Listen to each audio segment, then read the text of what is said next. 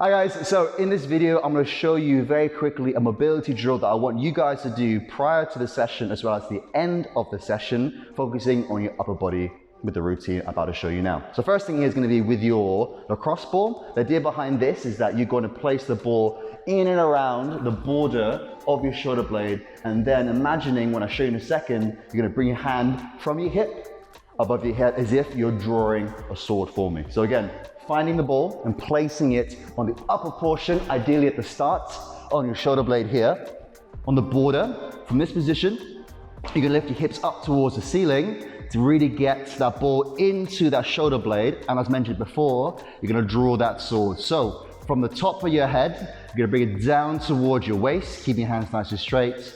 Again, top of your head, down towards your waist. The thing here I want you to think about is the pain cave idea. So the more benefit you get from this is by actually allowing your torso to go into the ball and tolerating as much as you can. If it's a little bit too much, you leave that pain cave by easing off, i.e. dropping your hips down towards the floor. But when you're good again, hips up and then dig into that position. From here, you do around about 5 repetitions, up and down, and then go 1 inch down your shoulder blade, following the same exact routine, hips up towards the ceiling, above your head, down towards your hips, 5 times, down 5 times, etc., etc. You do the right arm on the right shoulder first, followed by then the left shoulder from there. Now, the next thing I want you to do, still focusing around your shoulder, again with a mobility ball, you're placing it just below your collarbone here. So same idea, you're going to place the ball with your chest on the floor to apply that pressure, and inch by inch, you're gonna go from your collarbone all the way up towards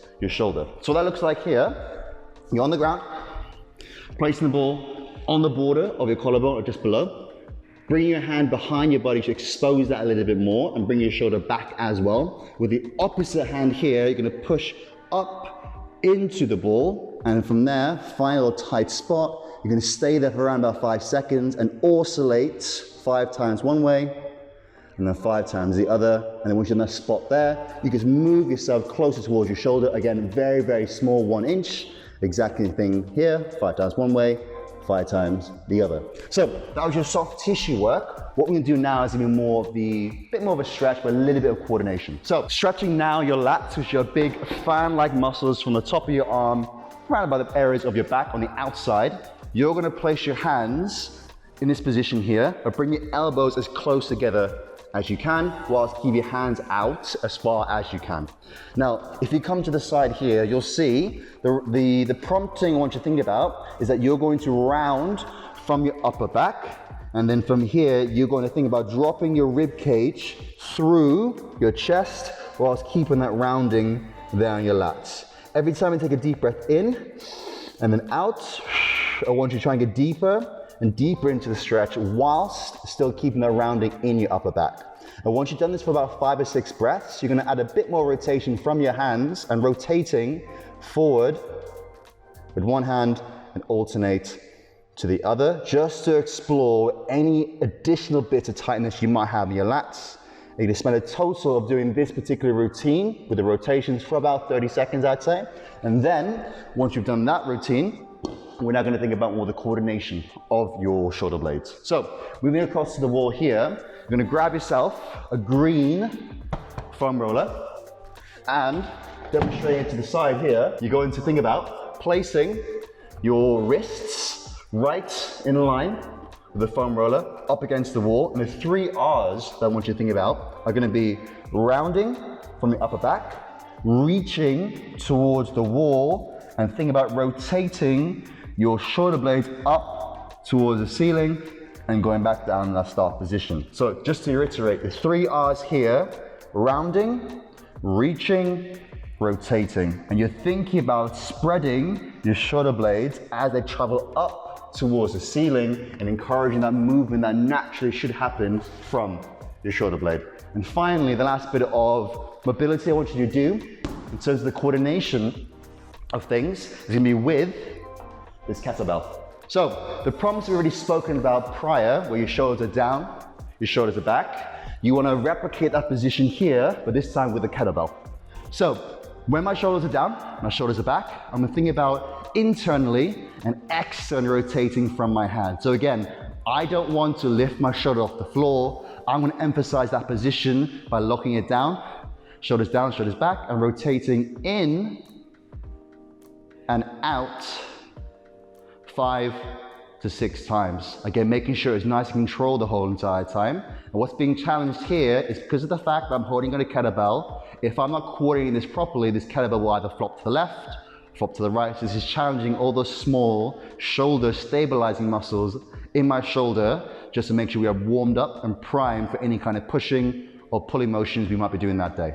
So that is the 3 or 4 things I think I want you to do at the beginning of the session, but now is going to be the actual routine that I want you to follow through when you are prior to our sessions. From here, this is the routine I want you to do.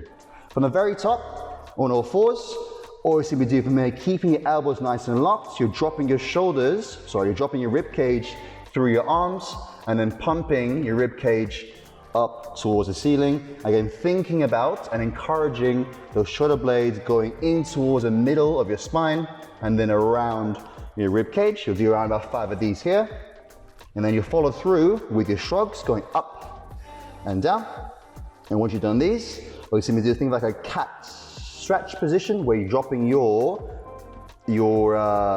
spine towards the floor and then raising your spine up towards the ceiling. Try and get that back as rounded as possible and still thinking about getting your shoulder blades nice and long or up and wide across your rib cage.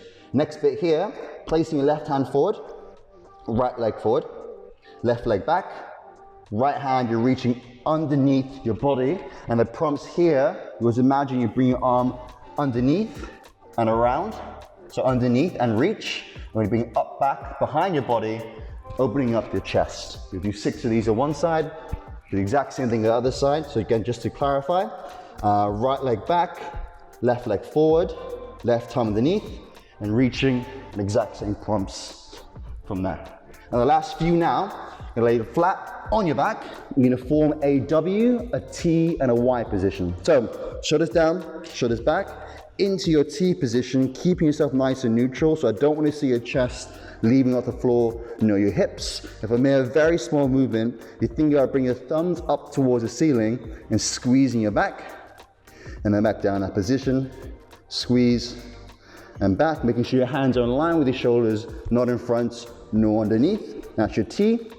And your W or your Y position, starting here, the same prompts as before, retracting your shoulder blades. And you can think about here, like a lat pull down, you're gonna bring your shoulder blades in towards the middle of your spine and squeezing your back, making sure your hands aren't flopping towards the floor, but always encouraging your hands going up towards the ceiling, just to prompt your shoulder blades to be in the right position. And finally, with your eyes, same thing, think about your shoulder position here. Movement's gonna be very small, so don't want to see overextending from your lower back or your hips or anything like that.